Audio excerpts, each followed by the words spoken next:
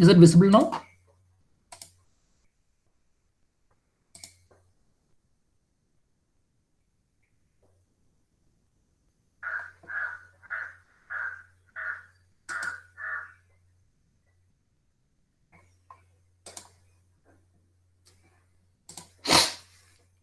Okay. And you're able to hear me also, right?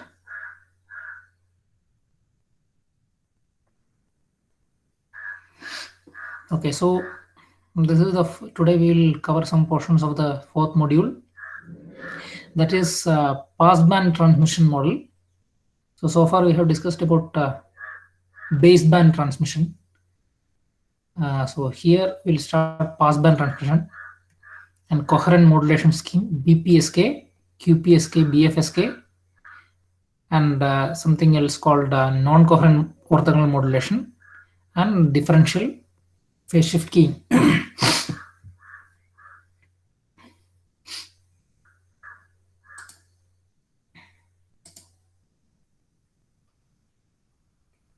I hope you are able to hear me. If not, just speak, just unmute your microphone and tell me.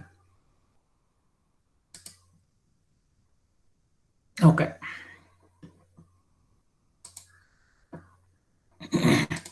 So what is meant by a passband transmission model?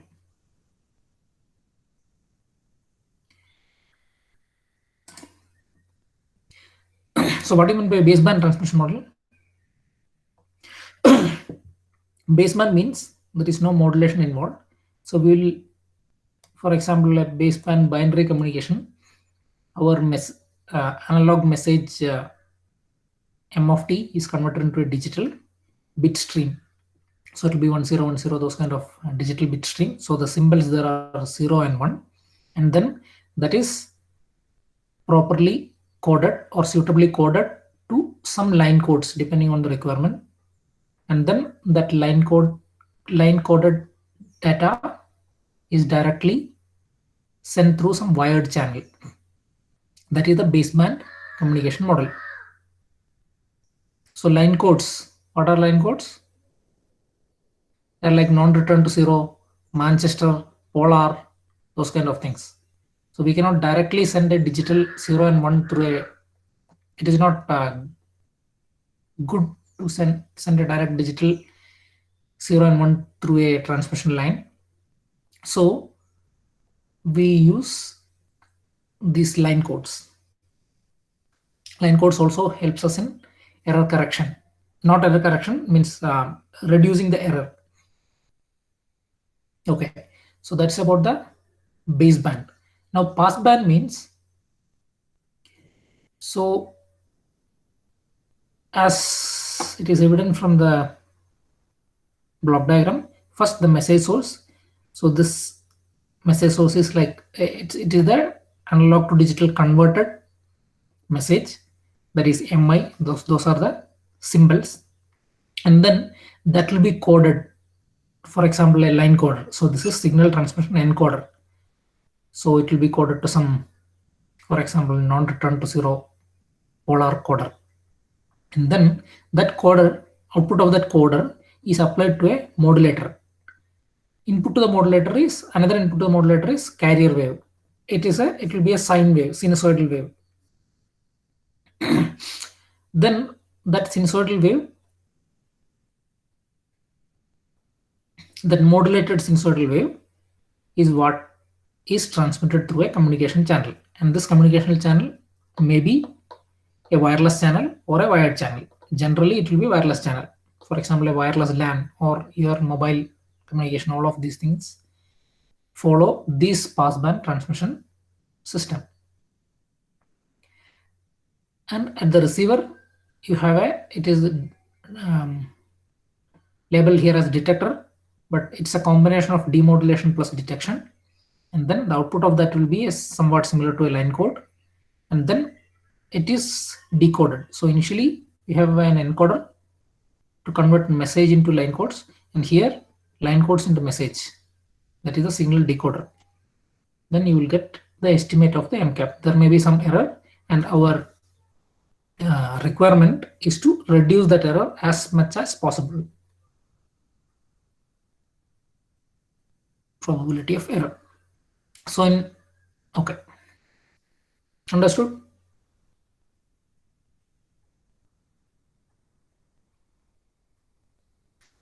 Okay.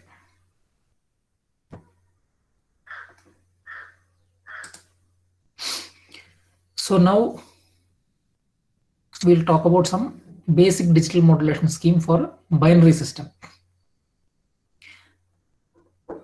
So this is your digital signal, that is M of t, not M of t, MI, this is digital converted analog data. Suppose this is 1010, this is your data, and this is your bit time, and this is your sinusoidal. Second waveform is your sinusoidal carrier signal. Basically, there are three kind of digital modulation, and then we have some advanced version like QPSK and MPSK. So here the basic things are ASK, amplitude shift keying, FSK, phase shift keying, and PSK. Sorry, FSK is frequency shift keying.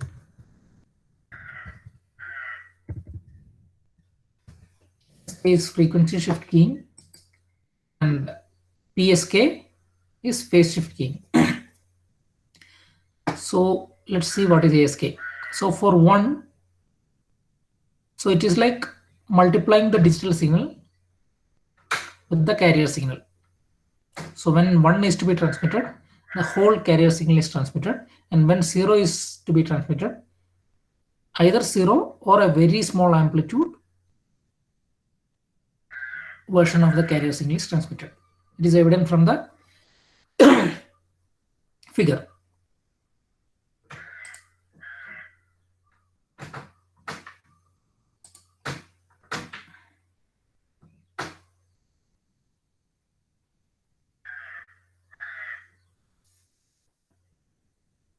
One minute.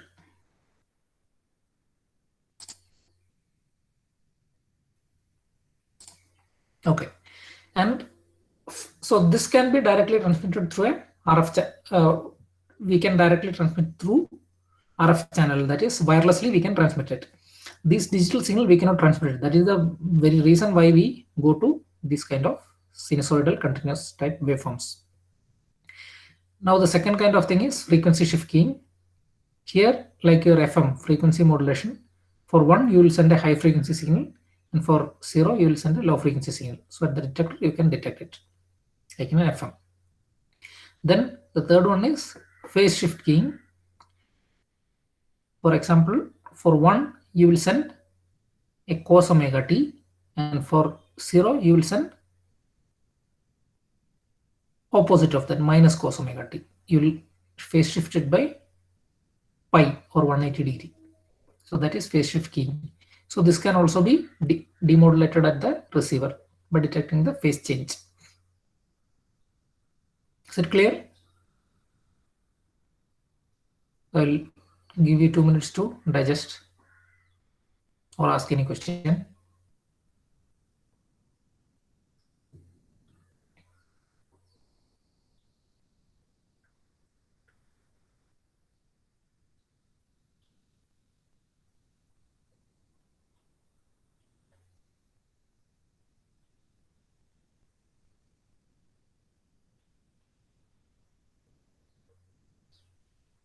Okay, so this is for a binary system. So let's see what are the cases for an M array system. Here, let's see, it's a 4 array system. That means instead of sending data bit by bit, we will club the input bit stream into a combination of 2 bits. So there are 4 combinations: 00, 01, 10, and 11. Since there are 4 combinations, we need 4 separate symbols. So that is why it is called M array. Here it is M is equal to 4, so it is 4 array system. So here also let's see what is you can have a 4 array ASK. So instead of full amplitude and zero amplitude, we will have four different amplitudes. That is zero amplitude, quarter amplitude, half amplitude, and full amplitude. So for the 0 0 combination, we will send no carrier. For 0 1 combination, you will send a quarter amplitude sine wave, and 1 0, it's a half amplitude sine wave, and 1 1, it is full amplitude sine wave. So this can be demodulated at the receiver like an AM. This is like an AM receiver. You can employ a amplitude modulation demodulator at the receiver. Then Fourier phase shift keying, you will have four phases: 0 phase, 90-degree phase, 180-degree phase, 270-degree phase. Four different phases for four symbols. Phase shift keying. And frequency shift keying, four different frequencies. Highest frequency for, in this case, it is for 1 1 symbol. Lowest frequency for 0 0 symbol.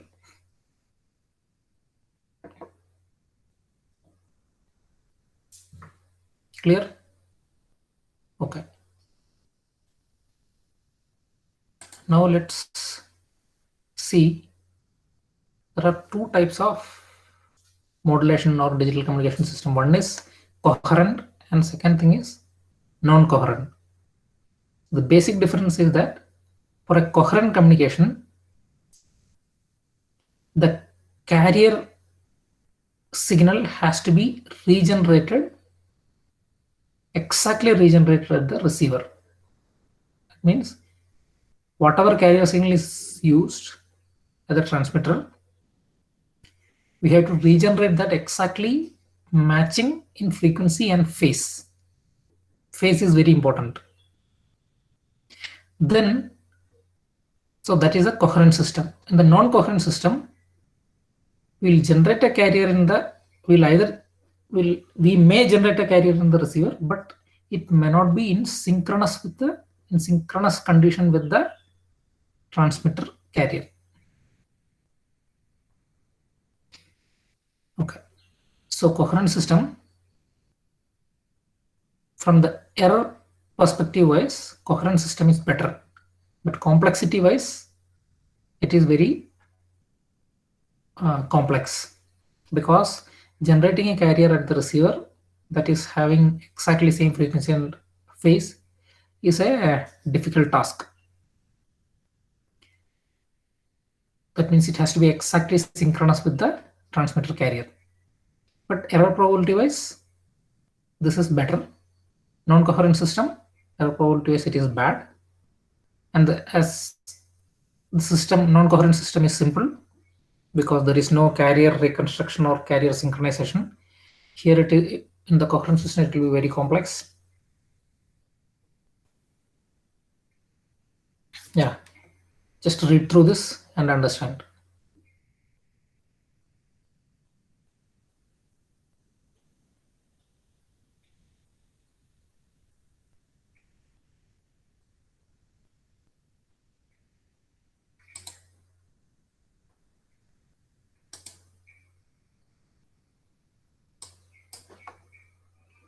If you have any questions or doubts, please message or please unmute your microphone and speak up.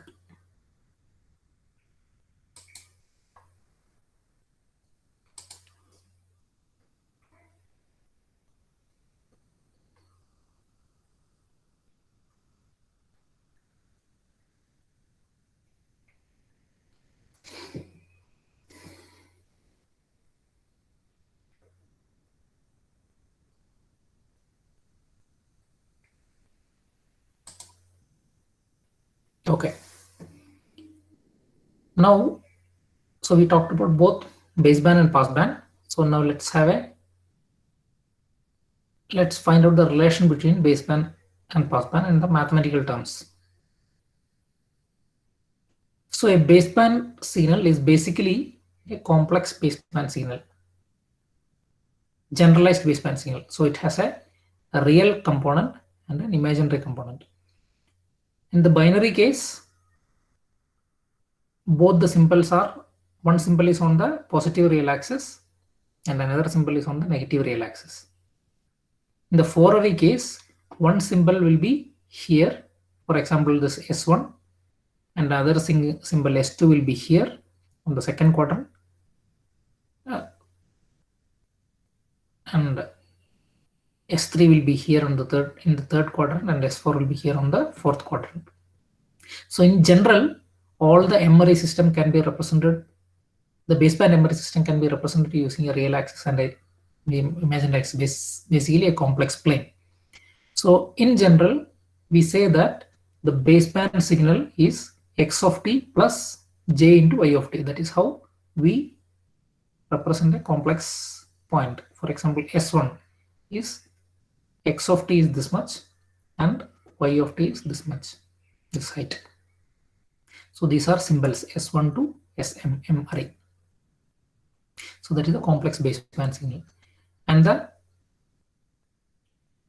passband signal is, we represent, so here the baseband signal is represented as tilde of t for mathematical convenience, and the passband signal is s of t. That is a real signal because it's a sine wave or cosine wave. It has to be real because we have to transmit. The complex signal we cannot transmit directly. Okay, so s of t is a real passband signal. So this baseband signal has to be converted to a passband signal. So that is done by the modulation process. So our carrier is cos 2 pi fct. So s of t is generated like this. S of t is nothing but x of t cos 2 pi fct. So we will multiply x of t with cos 2 pi fct and y of t with sine 2 pi fct, minus sine 2 pi fct. And this minus sign is for mathematical convenience, and we can represent it as real of s tilde of t, that is the complex signal, into e raised to j 2 pi fct. So all the in all the modulations, even though we use sine and cos as carrier, we generally, for mathematical convenience, we use complex exponential e raised to j 2 pi fct. Why? Because e raised to j 2 pi fct, e raised to j theta equal to cos theta plus j sin theta, right?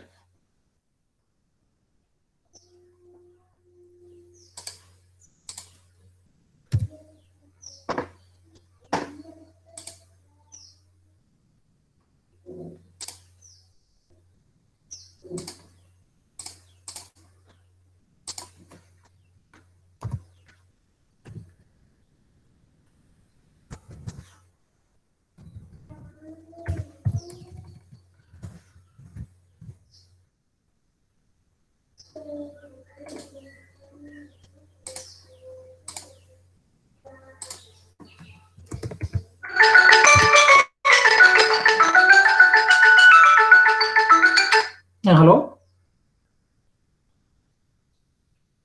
ആരാ?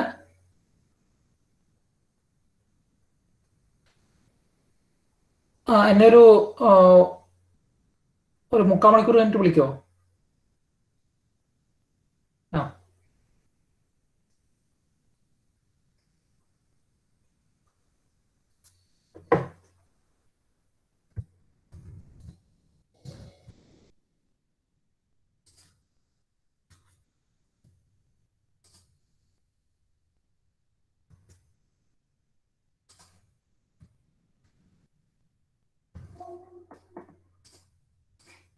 just for your reference, I have written it here. E raised to j theta equal to cos theta plus j sin theta.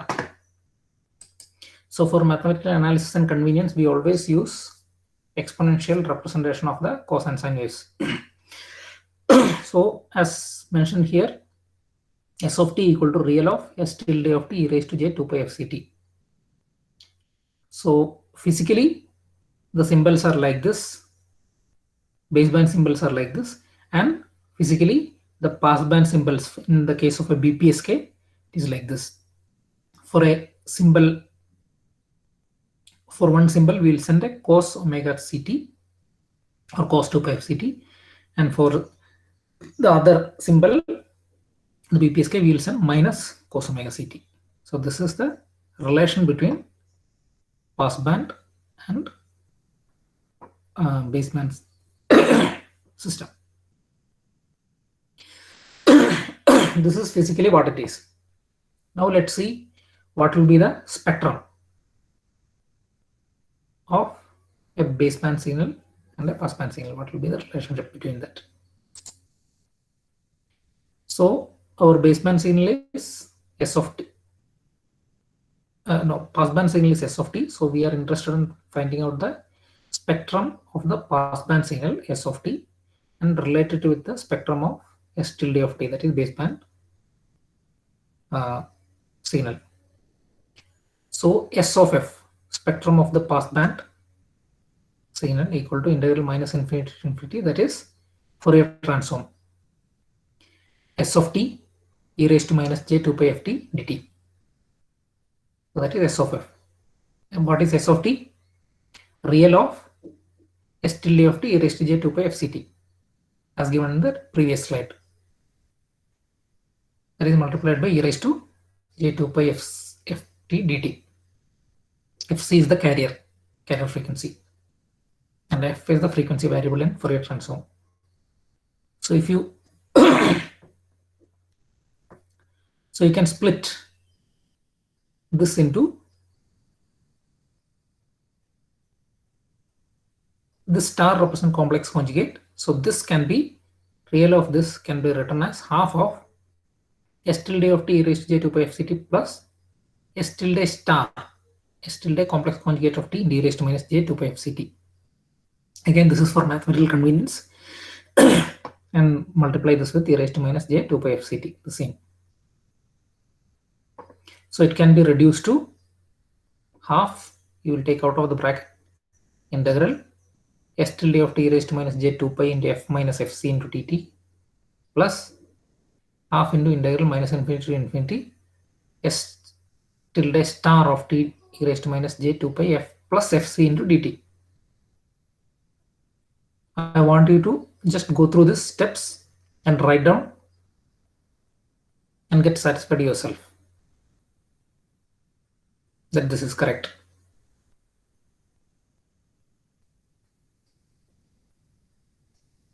Just go through the first 4 steps. I'll give you 5 minutes.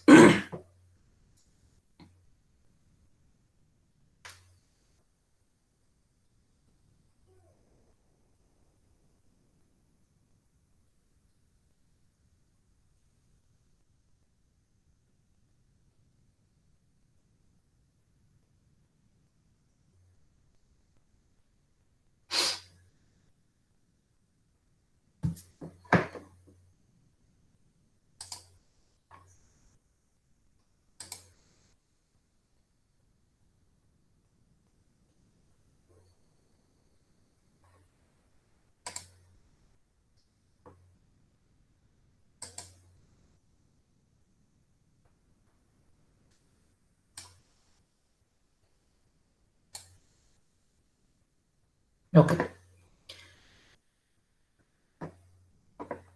What is the first term here? That is S tilde of t e raised to minus j 2 pi into f minus fc into t dt. So that is the Fourier transform, and the frequency variable is f minus fc, right? So S tilde in the frequency domain, f minus fc plus, here there is a something tricky. So here you have to apply a complex conjugation property of the Fourier transform. If Fourier transform of x of t is x of j omega or x of f, then Fourier transform of x star of t, complex conjugate of x of t, is x, capital X conjugate of minus f. If you apply that property, you will get this. I want you to just understand how it is written. Write down on your paper and understand how it is obtained using this property.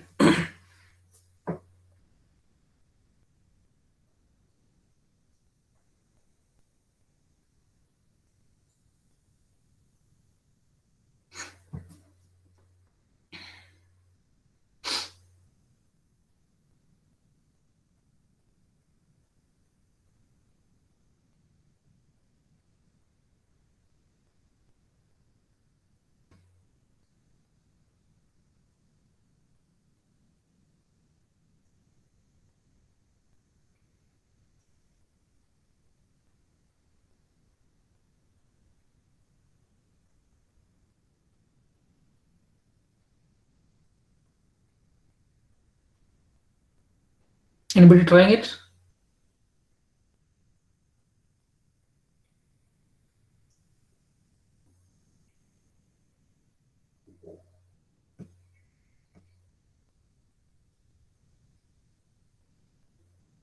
Or anybody is having any doubts or questions on this?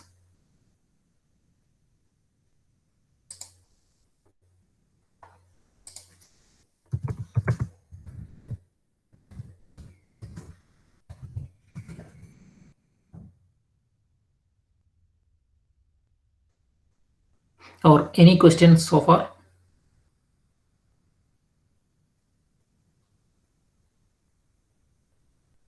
Okay, so I think all of you are good in Fourier transform and its properties. Okay. Now we'll find out so we'll just draw the spectrum of the baseband and passband and see how it is related from the same equation. So your spectrum of the baseband signal is S of f, sorry, S tilde of f. Let's assume that the spectrum is like this. This is just for the representation. It may be anything, but just see that the shape of this shape is particularly given this to show you how it translates, how the passband spectrum is. So this one, S tilde of f, the magnitude of that is divided by 2. This is the magnitude spectrum. So this is the passband spectrum divided by 2, and it is shifted to Fc, carrier frequency, on the right side, and this is mirrored and shifted to minus Fc. From the symbol it is, from the shape it is clear. So this is important, magnitude spectrum of the baseband and passband. So baseband has a bandwidth, say bandwidth will be same, but it is shifted to a carrier frequency in the passband. So there is no zero frequency component here. Is it clear?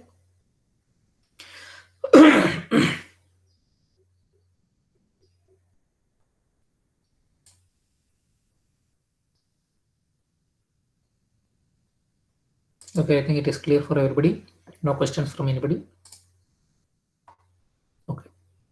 Now let's go to a coherent BPSK. So far we have discussed about the maths, about the passband and baseband and the relation between them.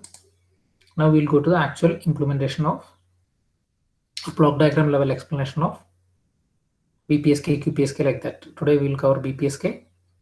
So binary phase shift keying. So the top one is the transmitter and the bottom one is the receiver, coherent receiver. Here it is coherent BPSK. So at the receiver you need a exact carrier that is used at the transmitter. Is phi 1 of t is the carrier used here. You need the exact carrier in phase and frequency. Amplitude wise it's not very important, but phase and frequency it should be exact. So in the TX the binary data sequence is coming. So this is, for example, here the binary data is 0 1 0 0 1 0. That is going to a polar non-return to zero level encoder. What is meant by that? 0 will be represented by a, say, a negative voltage, and 1 will be represented by a positive voltage. So minus 1 plus 1 minus 1 minus 1 plus 1 minus 1. So this is the output of the polar non-coherent, polar non-return to zero level encoder. Now that will be multiplied. So this product modulator is just a multiplier. So that will be multiplied with the unit energy carrier signal. Carrier signal is cos 2 pi FCT. To ensure that its energy is unit, you multiply that with 2 by TB. And again, this is for mathematical convenience. Just get satisfied yourself that its energy is 1. How to find out the energy? It is integral minus infinity to infinity x square of t dt. That is the total energy. Okay, so the output of the product modulator will be like this. For zero data, it will be the output of polar encoder is -1, so minus cos omega ct, and for 1 it is plus cos omega ct, yeah, then again -1 -1, so minus cos omega ct minus cos omega ct, and then plus cos omega ct. It is clear from the picture on the right side.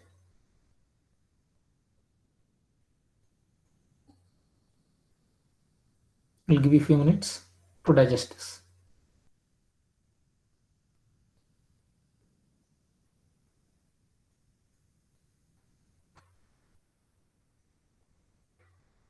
So in the exams, draw these waveforms and block diagrams properly.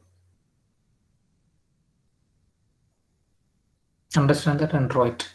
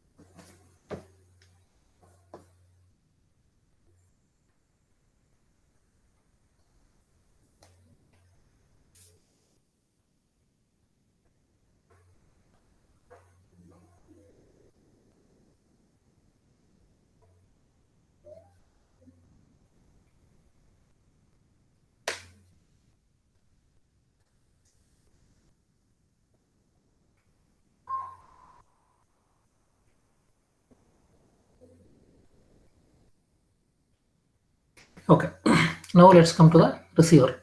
So receiver, this BPSK signal, there is S of t. So that plus some additive white Gaussian noise. That is what we receive at the receiver. This plus additive white Gaussian noise. And then white Gaussian noise will be added in other processing stages also.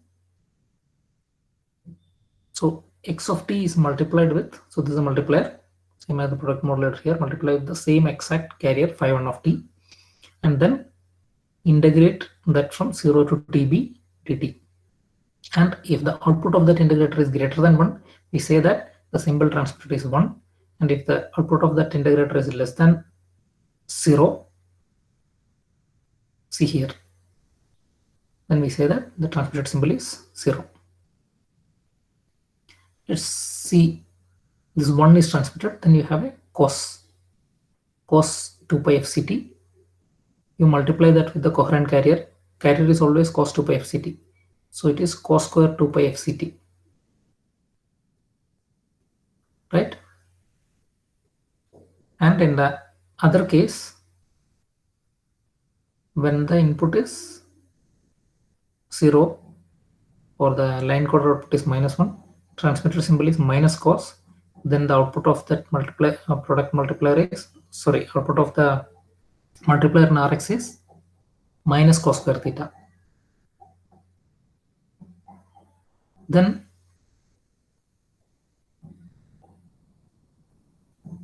cos square theta can be represented as 1 minus cos 2 theta by 2, right? And when you integrate 1 minus cos 2 theta by 2, the second term, integral 0 to tb, 1 minus cos 2 theta by 2, the second term will vanish.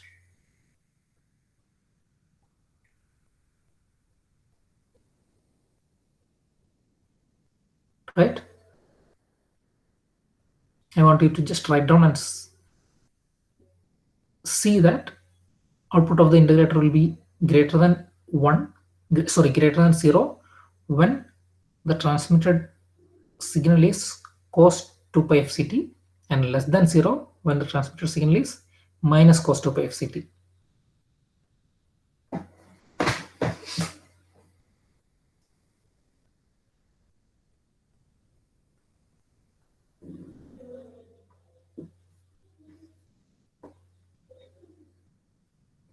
This integrator will simply be a low pass filter. A low pass filter is an integrator.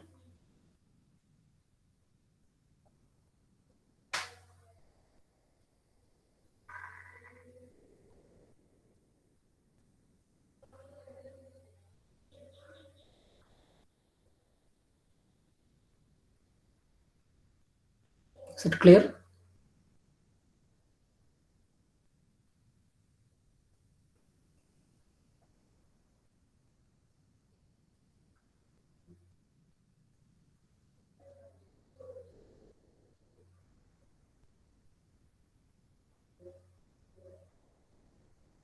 I want all of you to write down all these intermediate steps in derivation and these kind of things that I have not written in the slides explicitly, so that you understand that properly.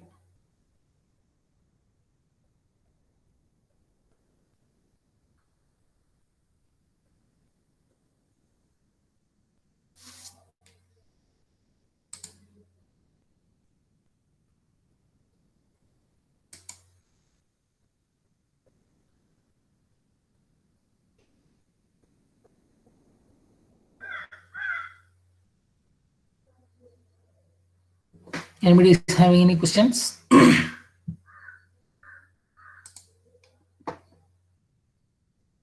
Think no. Okay.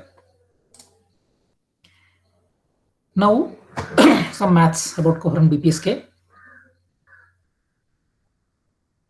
and that's single space representation. So BPSK output transmitted symbol has transmitted signal maybe either S1 of t or S2 of t. Both are modulated signals. And S1 of t is root of 2 EB by TB into cos 2 pi FCT. That corresponds to a symbol or a binary data 1. And S2 of t is root of 2 EB by TB cos 2 pi FCT plus pi. That is 180-degree phase shifted. That you can write it as minus this one, root 2 EB by TB cos 2 pi FCT. And here the EB is nothing but the average energy transmitted per bit.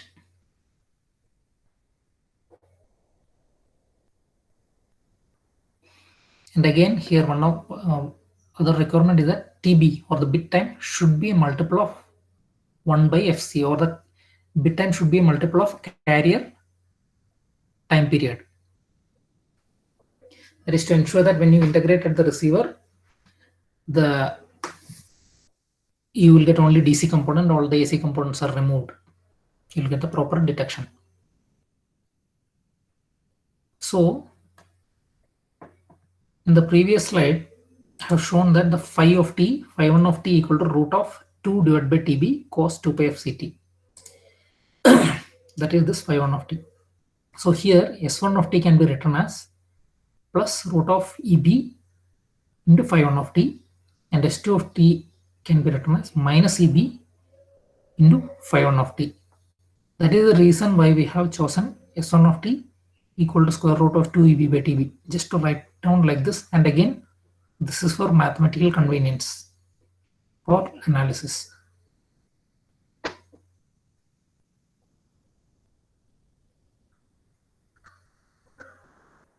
So S1 of t is some positive quantity multiplied by the carrier phi1 of t, and S2 of t is the same negative quantity multiplied with the carrier. I want you to just write down this thing on a paper and understand that whatever is written here is correct.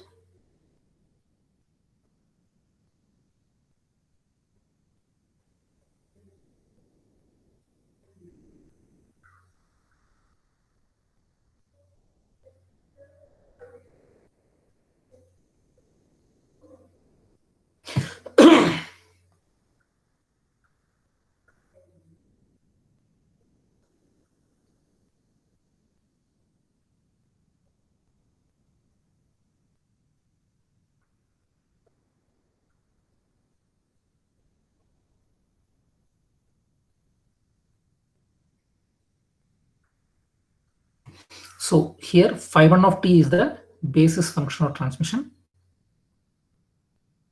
and that basis function or basis waveform, a positive component, if that is multiplied with some positive quantity, then that will be s1 of t, transmitted signal, actual transmitted signal. And if that is multiplied by a minus quantity, that will be s2 of t.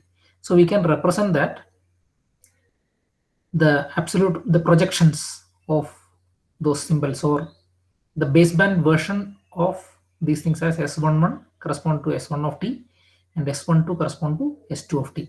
That is the dot product of s1 of t into phi1 of t, that is plus cb and minus cb. This is the signal space representation.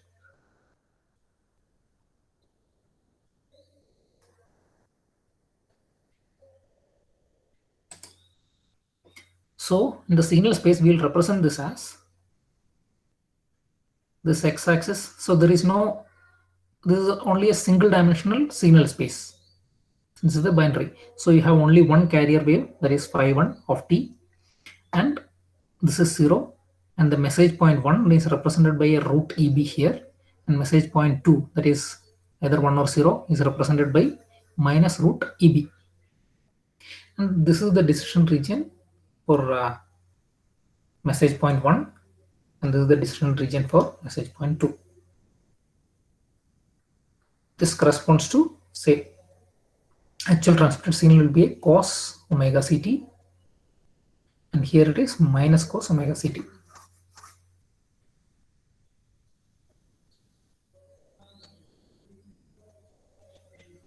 So like this, we will draw the signal space diagram for all the modulation schemes, and that is required for finding out the probability of error.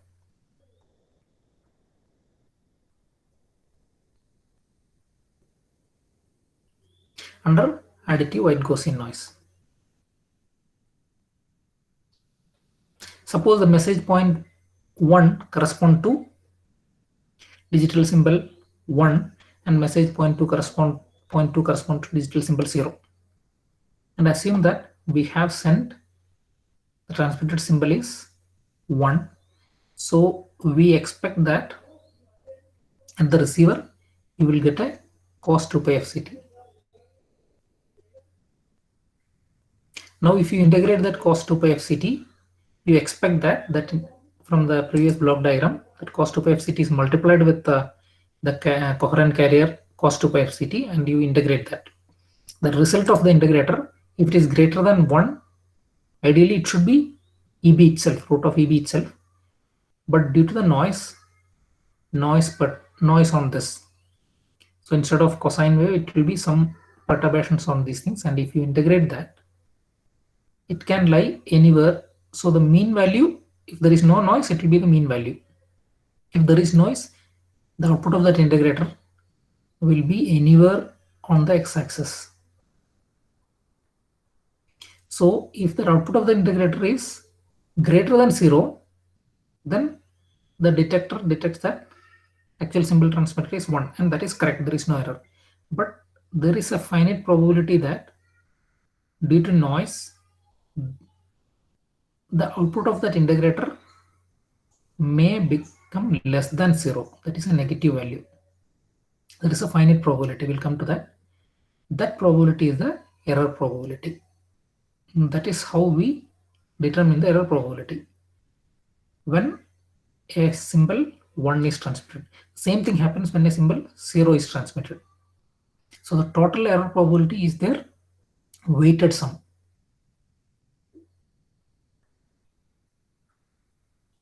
We'll come to that in next class. I'll just show you a picture of that. This you have seen previously also, likelihood function. So this is a Gaussian distribution, and that represents the output of that integrator. So the mean value, ideally, if there is no noise, the output of that integrator will be probability of output of that integrator is root EB will be high, will be 1. It will be a simple spike here. Otherwise, this is the probability curve. This is not the voltage curve.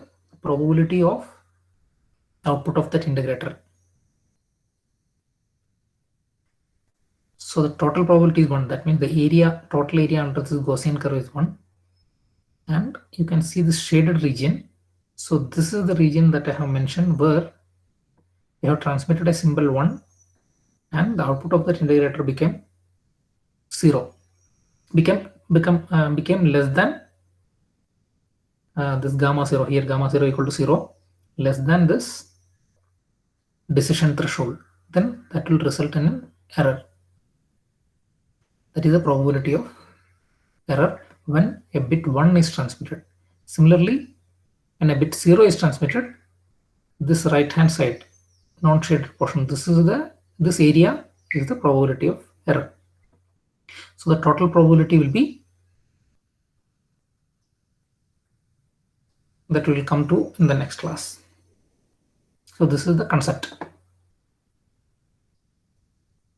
So I want all of you to go through these 3 slides properly. Basically all slides. I'll upload that into the Google Drive. You can access that. So I want all of you to write down on your own and understand these things. The signal space representation of coherent BPSK, and this one, physical graphical representation of the coherent BPSK in signal space.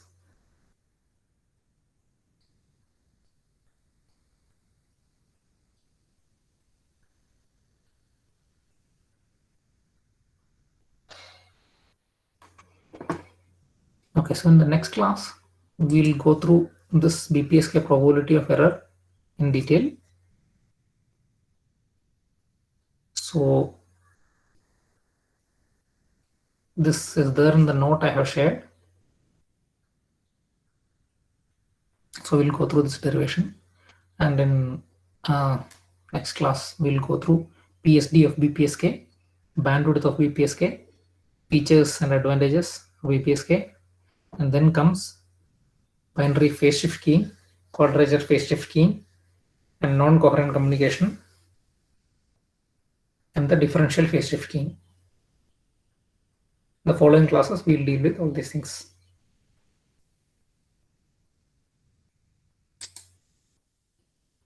So with that, I'll wind up today's class.